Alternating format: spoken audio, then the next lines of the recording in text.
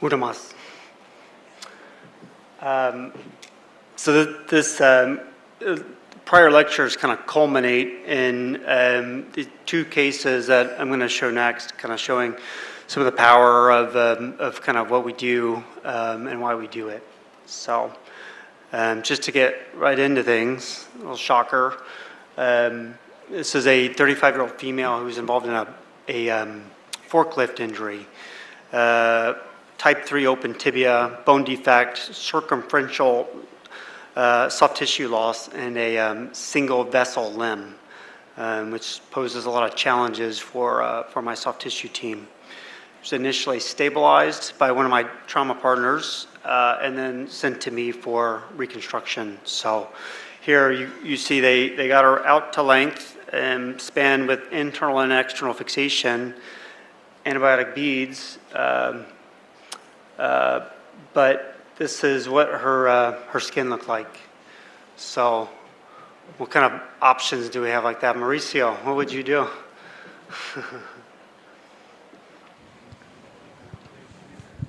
So son flictenas, ¿ya? Sí. Flictenas. Blister. Blisters. Oh, blisters and dead skin. Necrado. Yes. Maybe you can show the shorting, small shorting, progress. Yeah, and that's the title of this lecture. So he cheated. So we gave it some more time. Like I said, single vessel limb. In my practice, no one is going to flap that, and I think it'd be hard to find some hospitals that would. And so what we did was we did a holding frame initially to shorten antibiotic spacer, but she still had skin defect. So this is after the skin kind of declared itself. And so here she was already a little short, but still has a mostly anterior defect. And so here's where things get weird, a la Frankenstein. So we deformed her to close the skin in the front, and that was the priority. So here she is in mega flexion to close. So we let this heal for 5-6 weeks. In the same sense where you can regrow bone, you can regrow skin. Instead of distraction osteogenesis, it's distraction histogenesis. And you can stretch out the skin if you go poco a poco, slowly. And so here she is.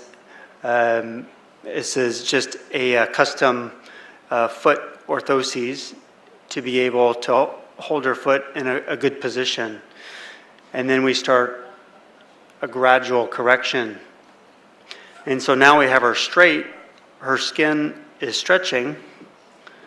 And so what do we do now? So we convert the simple frame, her foot is tiny, into a double level frame. Here we're compressing across that non-union site, and then we did an osteotomy and starting to lengthen above. So every time she comes into clinic, we'll compress here, and then the patient on her own is lengthening. So here we go. Here's the lengthening journey. We keep stretching. Good regenerate, and stretching, and stretching. If we had gone maybe another month, maybe no need for nail, but I like to convert my patients soon, early, so they can walk and mobilize their joints a little easier.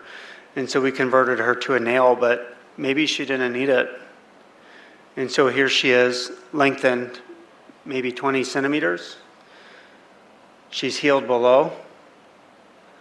So went from there to there. That's a big save. Here she is walking. She has an AFO, a foot brace, an ankle brace, but she doesn't like using it. So that was a big win. Her leg lengths are equal. She's healed, no flap, and she has good bone. Next case, it gets crazier. So this is a 21-year-old male, motorcycle accident, type 3 open tibia with bone loss. He was initially fixed in Georgia, where he goes to school, but his parents live in Oregon, and so he moved back to Oregon for this treatment. So, but he also had a fat embolism. He also had a femur, and then eventually he had a latissimus dorsi free flap done in Georgia before he was transferred. So this is initial injury films. That's that temporizing spacer. There's another spacer that the other surgeon in Georgia did. We'll skip through this. We've already been through that.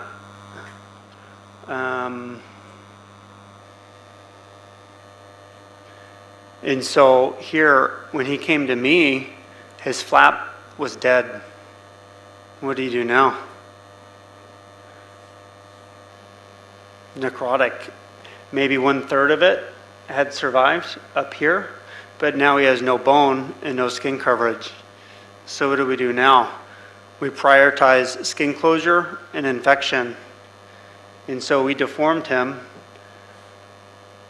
by rotating him 90 degrees internal. The problem is we closed down the void where his bone was. And so normally we would put a spacer in, but he would need another flap for that.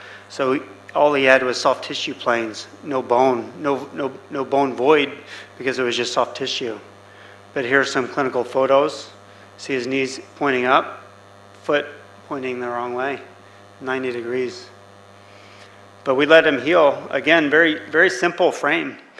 A foot ring, and these are just half pins, holding frame, very easy, but allows good access to wound care, a wound vac if you need it. It's much better, much easier than a bunch of rings. So he's healed now, but he's still deformed. So what do?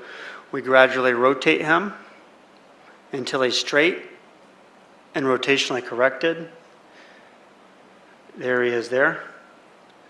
But again, no void. But that's the power of this cable transport. So next time, the next surgery, we're doing a trifocal transport like we showed you before. So here we are hooking up the cables. This is just a nail interlock. 2 segments, one here, one osteotomy here, and these will go down around a common fulcrum. And here we go. And so here you can see there, because he didn't have a soft tissue void, there was no mascale before, I left a little point on this segment to help guide through the soft tissue. But we were able to guide the cables in the correct plane to get the bone transported where it needs to go. And now we're docked. I could have done a docking procedure to make that more flat cuts, but I wanted to see what happened.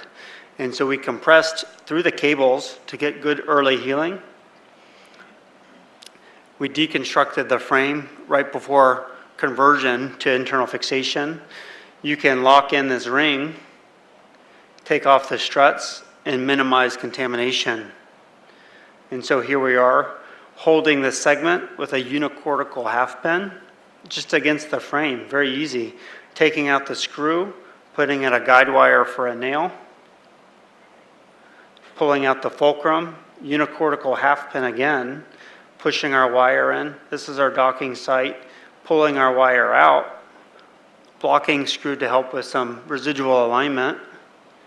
Here we are, custom hole in the nail. You could use a 2.7, 3.5 millimeter screw. Doesn't have to be a lot. Perfect circles. Here I am trying to stimulate the docking site. And here he is. Now he's got, this is several months later, good consolidation. He's partially healed here. He may need another bone grafting here, but this is much smaller than before. And here he is standing, walking with a cane. This was 3 months ago. He saw me last Friday, no cane, no boot at all. So, bueno.